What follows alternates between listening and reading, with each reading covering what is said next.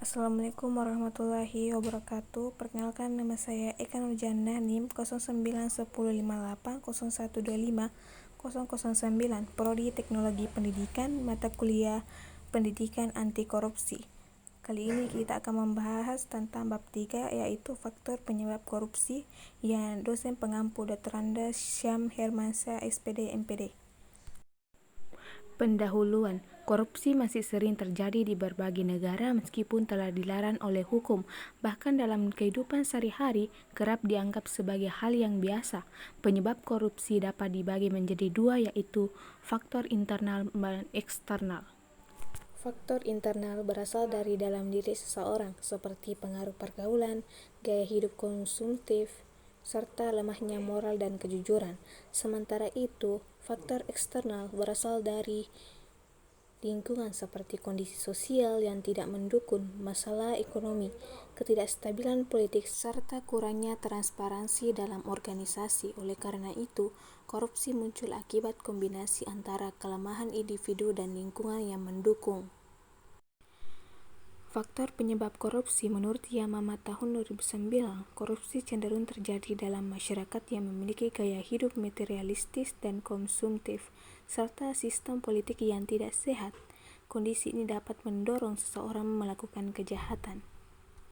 Menurut Nur Syam tahun 2000, tekanan kondisi hidup dan keinginan untuk menjadi kaya dapat mendorong seseorang melakukan tindakan kriminal, terutama jika dalam peluang untuk mencapai dengan cara cepat.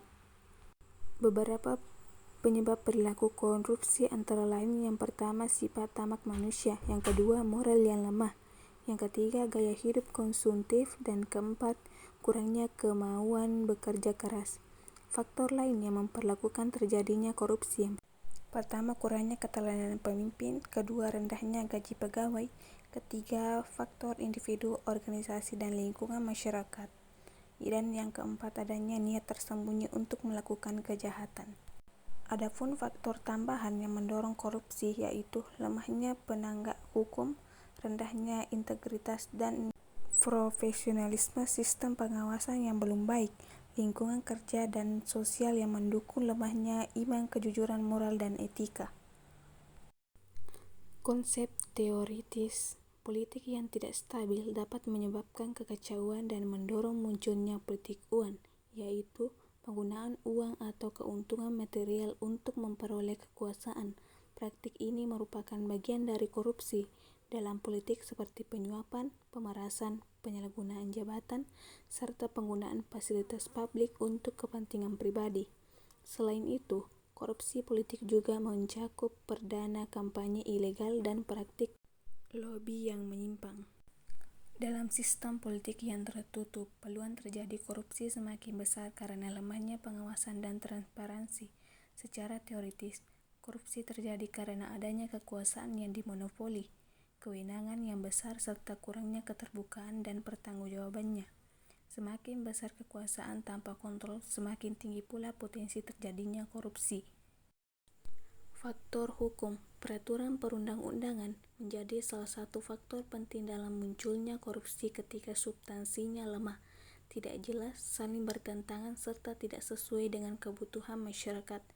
Ketidakseimbangan sanksi, baik terlalu ringan maupun terlalu berat, juga membuat hukum tidak efektif. Selain itu, banyak produk hukum lahir dari kepentingan politik dan tawar-menawar kelompok, sehingga tujuan awal hukum sering melenceng dan justru membuka peluang penyimpangan.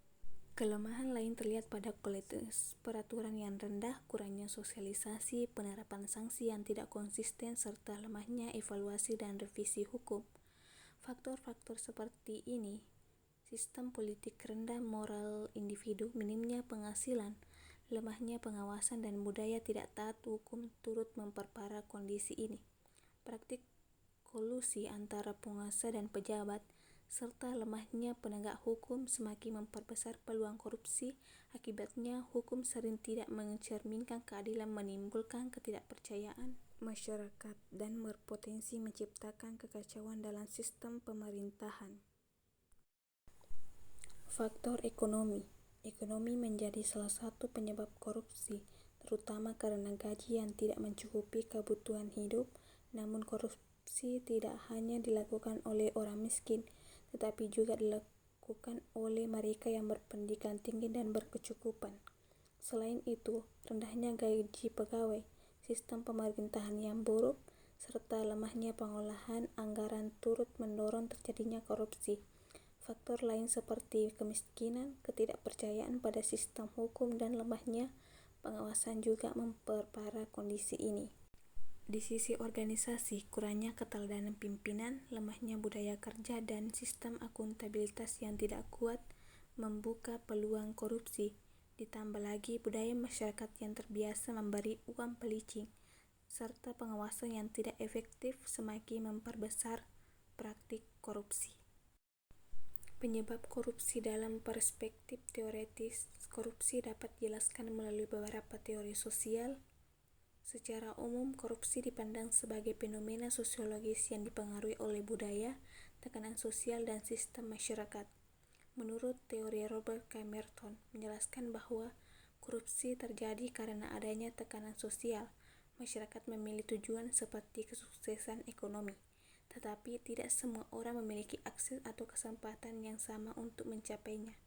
Akibatnya, sebagian orang memiliki cara penyimpanan seperti korupsi. Menurut teori Emil Durkheim menekankan bahwa perilaku individu dipengaruhi oleh masyarakat. Jika sistem sosial dan budaya sudah korupsi, maka individu cenderung ikut menjadi korupsi meskipun memiliki integrasi pribadi. Sementara itu, teori Gwen dari Jack Bollner menyebutkan 4 penyebab utama korupsi, yaitu keserakahan, kesempatan, kebutuhan, dan pengungkapan atau hukum yang lemah. Faktor internal dan eksternal penyebab korupsi. Korupsi merupakan hasil interaksi antara faktor internal dari dalam individu dan eksternal dari lingkungan dan sistem yang saling memengaruhi. Faktor internal berkaitan dengan karakter pribadi seperti keserakahan, ambisi untuk cepat kaya, dan lemahnya integritas moral. Selain itu, gaya hidup konsumtif serta tekanan dari lingkungan keluarga atau sosial terdekat turut mendorong seseorang melakukan korupsi ketika ada kesempatan.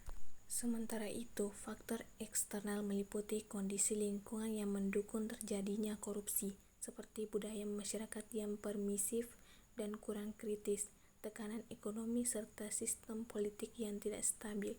Di tingkat organisasi, kepemimpinan yang buruk, lemahnya struktur dan budaya kerja, serta rendahnya tanggung jawab semakin membuka peluang terjadinya penyimpangan. Hal ini diperparah oleh sistem pengawasan yang tidak efektif, baik dari internal maupun eksternal. Jadi, intinya korupsi tidak hanya disebabkan oleh kelemahan individu, tetapi juga tumbuh subur dalam sistem, budaya, dan lingkungan yang lemah dan dalam pengawasan serta penegak nilai-nilai integritas. Jadi, itulah materi yang sempat saya paparkan pada kali ini. Jadi, kesimpulannya, korupsi merupakan masalah yang kompleks karena dipengaruhi oleh berbagai faktor yang saling berkaitan, baik dari dalam diri individu maupun dari lingkungan luar. Faktor internal seperti rendahnya integritas, lemahnya moral, keserakahan, serta gaya hidup konsumtif menjadi pendorong seseorang melakukan korupsi. Sementara itu, faktor eksternal seperti sistem politik yang tidak stabil, budaya organisasi yang tidak transparan, serta lemahnya pengawasan turut memperbesar peluang terjadinya korupsi. Selain itu, aspek hukum dan ekonomi juga memiliki peran penting. Lemahnya penegakan hukum, aturan yang tidak jelas, serta sanksi yang tidak tegas membuat tindakan korupsi sulit diberantas. Di sisi lain, kondisi ekonomi seperti rendahnya pendapatan dan ketimpangan sosial. Dengan demikian, korupsi terjadi karena adanya kombinasi dorongan, kesempatan, dan pembenaran. Upaya pemberantasannya harus dilakukan secara menyeluruh, mulai dari perbaikan moral individu, penguatan sistem hukum, hingga perbaikan kondisi sosial, politik, dan ekonomi masyarakat. Sekian dari saya. Mohon maaf jika ada salah kata. Billahi fisabilil haq fastabiqul khairat. Assalamualaikum warahmatullahi wabarakatuh.